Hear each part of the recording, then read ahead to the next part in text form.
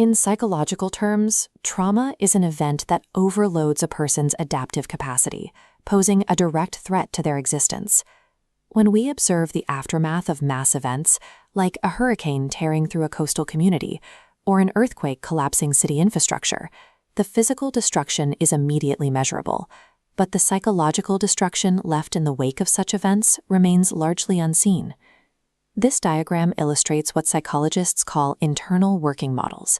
These cognitive frameworks help humans navigate reality. The first node represents the self. It holds an individual's innate sense of safety, perceived worth, and confidence in their own abilities. The second node represents the other, reflecting the belief that other people and the world are generally reliable, responsive, and trustworthy. Post-traumatic stress disorder occurs when a severe event severs this connection. The assumption of safety is broken, leaving the self isolated and fragmented. Severe trauma destroys the mind's baseline relationship with reality. Surviving it requires an active, deliberate cognitive reconstruction. Approximately 70% of the global population will experience at least one traumatic event. Yet the psychological outcomes split significantly. While many develop chronic stress conditions, others experience post-traumatic growth, constructing a stronger, more integrated psychological framework post-trauma. The clinical consensus identifies secure human attachment as the primary buffer. Support from spouses, family, and community provides the scaffolding needed to facilitate this growth. But this creates an anomaly when dealing with highly religious populations. Psychologists face the challenge of categorizing and measuring an individual's attachment to a non-physical entity, specifically the Christian concept of God. A 2025 study by Chappell-Presson addresses this problem, mapping how God attachment operates clinically during a crisis. To treat trauma in theistic patients effectively, clinicians must evaluate whether God attachment operates as an active, independent cognitive mechanism. Attachment theory traces its origins to psychologists Mary Ainsworth and John Bowlby, who established that our relationship schemas are built in infancy. Early physical interactions with caregivers become the blueprint for all future attachments, dictating how a person expects to be treated. This split-screen diagram maps the first of these theoretical frameworks, the correspondence model. On the left, a secure caregiver node mirrors its structure to create an identical God node. This model suggests that a secure childhood produces a trusting, secure concept of God. The second model is compensation.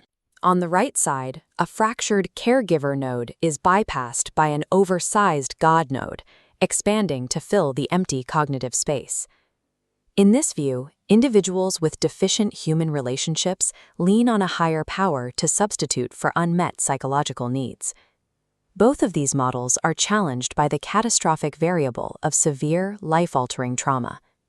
If God is a direct mirror of human attachment or a substitute for it, severe trauma should shatter the God attachment alongside human attachments.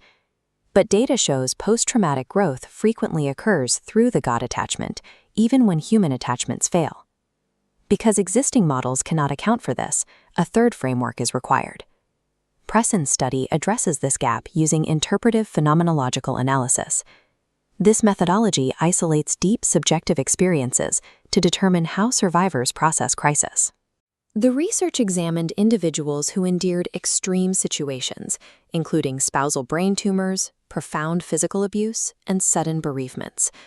Consider the case study of Sam, a father who experienced the sudden, traumatic death of his teenage son after a head injury. The expected trajectory for this level of trauma involves chronic post-traumatic stress symptoms, withdrawal, and a profound crisis of faith. Instead of cognitive collapse, the data revealed that survivors engaged in an active process the study terms an exercise of faith. This functions as a rigorous cognitive reframing of the traumatic event, rather than a defense mechanism deployed to block pain. Sam actively appraised his son's death through a lens of divine sovereignty. By applying this framework, he forced the trauma to hold meaning within a structured universe, overriding the perception of random chaos. The empirical data demonstrates that these survivors actively utilize a distinct cognitive framework to process trauma. This diagram maps the third model proposed by the research, the transformative model. It features three distinct interconnected nodes, positioning God at the apex. In this model, God operates as an active primary relational vector, distinctly separate from a secondary mirror or a substitute for human relationships. When trauma shatters the internal working model, the God node sends a repairing signal downward to the self.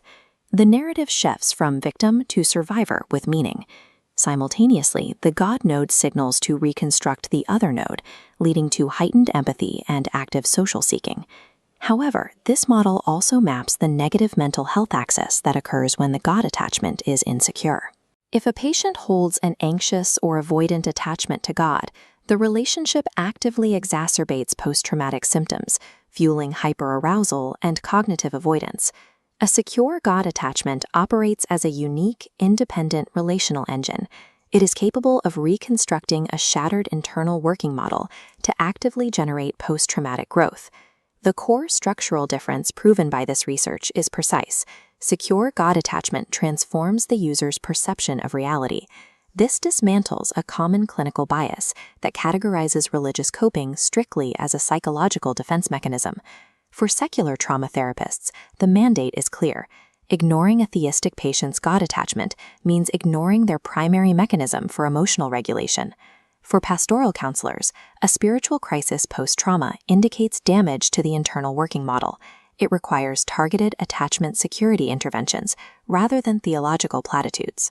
Post-traumatic growth requires the reconstruction of shattered realities.